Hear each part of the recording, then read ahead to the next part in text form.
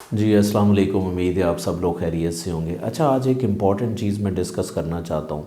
बहुत से लोगों को अपने गोल अचीव करने में प्रॉब्लम आ रहा होता है, तो मैं आज आपके साथ ना एक न्यूरो साइंस का इम्पॉर्टेंट कॉन्सेप्ट डिस्कस करता हूँ कि अगर आप चाहते हैं कि आप अपने गोल्स को अच्छे तरीके से अचीव करें, और ज़ाहिर है आपको गोल अचीव करने से आप सक्सेस की तरफ जाते हैं, तो सक्सेसफुल बनने के लिए किसी भी गोल के अंदर, तो मैं आज आपको एक इम्पॉर्टेंट न्यूरो साइंस का कॉन्सेप्ट समझाता हूँ जिससे हम विजुअलाइजेशन का कॉन्सेप्ट कहते हैं, या इसे मेंटल रिहर्सल भी कहते हैं।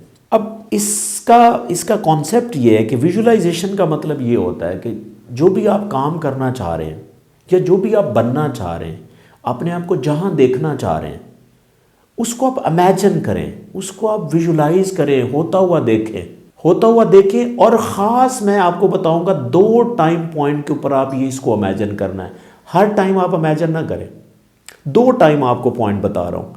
एक सूरज निकलने से पहले या सूरज निकलते हुए, यानी जिसे हम कहते हैं at the time of dawn, या आप लेट इवनिंग में, या स्पेशली आप सोने की तरफ जब जा रहे होते हैं, सोने से 30-40 मिनट पहले अपने आप को फोकस करें, एक जगह पे बैठें, और जो आपका कोई टारगेट है या गोल है जिसको आप अचीव करना चाहते हैं, आप उसके ऊपर फोकस करें।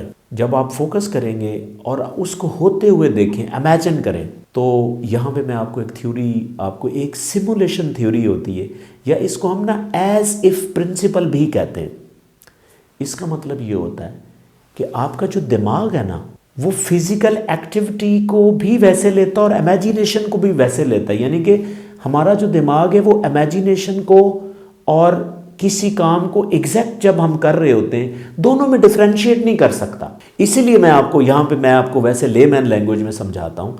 अक्सर आपने देखा होगा कि आप किसी इवेंट को याद करें, चाहे वो फ्यूचर में इवेंट हो ना हो या हो चुका हो, आप उसको याद करें विविडली। जब आप इमेजिन करें तो आपके इमोशन एग्जैक्टली वैसे ही हो जाएंगे जैसे आपके साथ पहले हुआ है फिजिकली।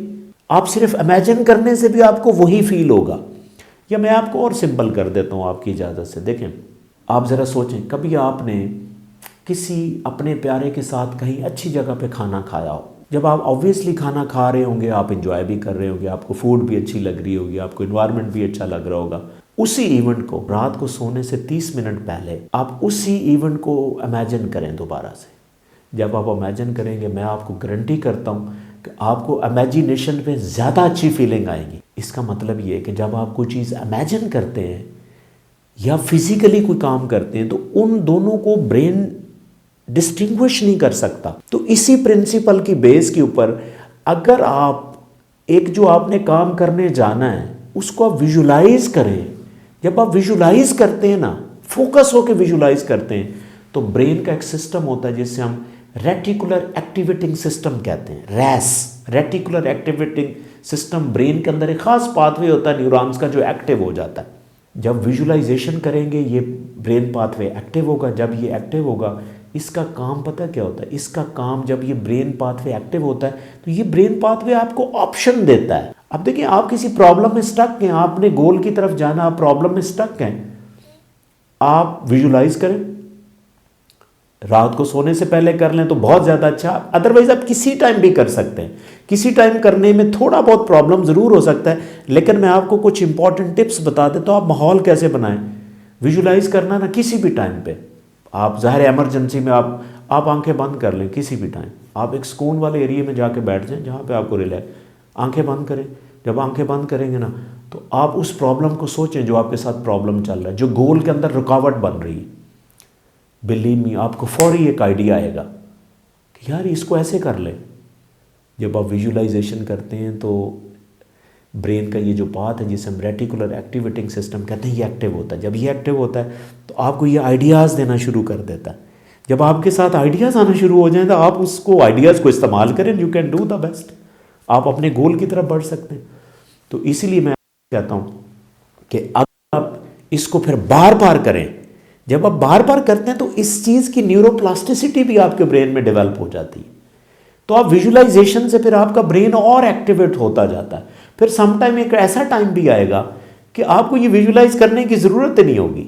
जब भी कोई प्रॉब्लम आए आपको फौरी आइडिया आ जाएगा क्योंकि उसकी ब्रेन प्लास्टिसिटी हो रही, साथ साथ उसमें एक ट्रैक बन रहा है। तो इसीलिए अगर आप कहीं गोल में स्टक हो जाते हैं और आपको सक्सेस नहीं मिल रही, तो मैं आपसे यही कहूँगा कि आप ये विजुअलाइजेशन की टेक्निक को ट्राई करें और इंशाल्लाह आपको बहुत से ऑप्शन ये ब्रेन देगा, यही आपका ब्रेन आपको ऑप्शन देगा, एंड यू विल बी इंशाल्लाह सक्सेसफुल। हाँ, still if you have any question please write me in the comments. Thank you.